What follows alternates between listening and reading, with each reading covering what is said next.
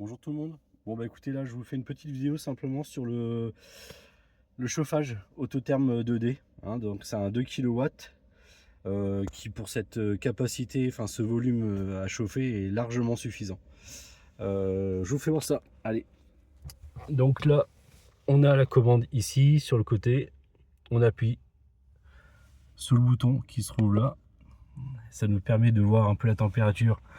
Donc ça c'est la température actuelle dans le véhicule, comme il est en plein soleil et qu'il a chauffé en plus cette nuit. Voilà, donc là on est pas mal, on est à 25.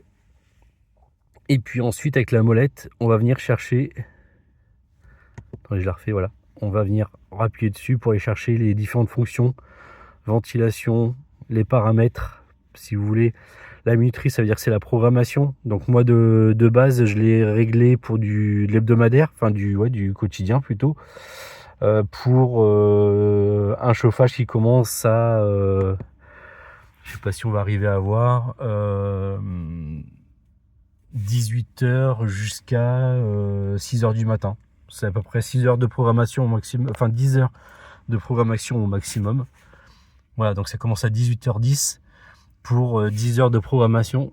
Et si on rentre dedans et on fait la petite molette régler, voilà, 18h10.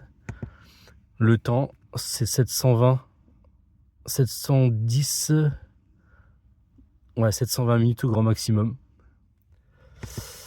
Voilà, je l'ai marqué au journalier normalement. Voilà, chauffage enregistré tout simplement. Et puis hop, je ressors. Voilà comment ça se présente. Donc là vous avez l'heure actuelle et puis la tension de la batterie. Et quand il clignote comme ça vert, ça veut dire qu'il y a la programmation qui est activée. Et il se mettra en rouge quand il se mettra en chauffe.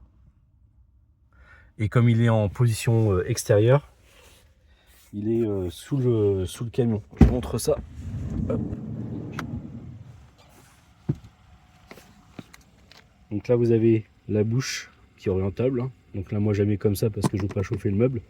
Comme on met des boissons dedans, ça sert à rien de chauffer. Et ensuite tout se passe là-dessous.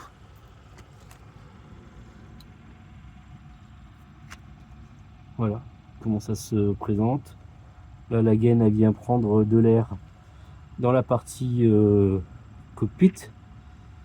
Elle aspire l'air, ça rentre, ça chauffe et puis ça part du coup au fond. Hop.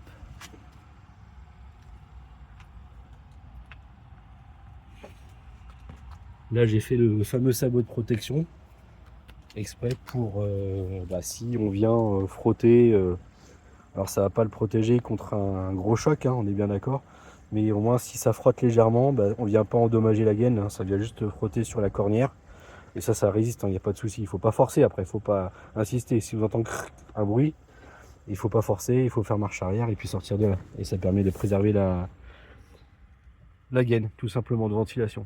Bon ben voilà, j'ai fait le tour pour l'Autotherm 2D. Bonne journée, au revoir.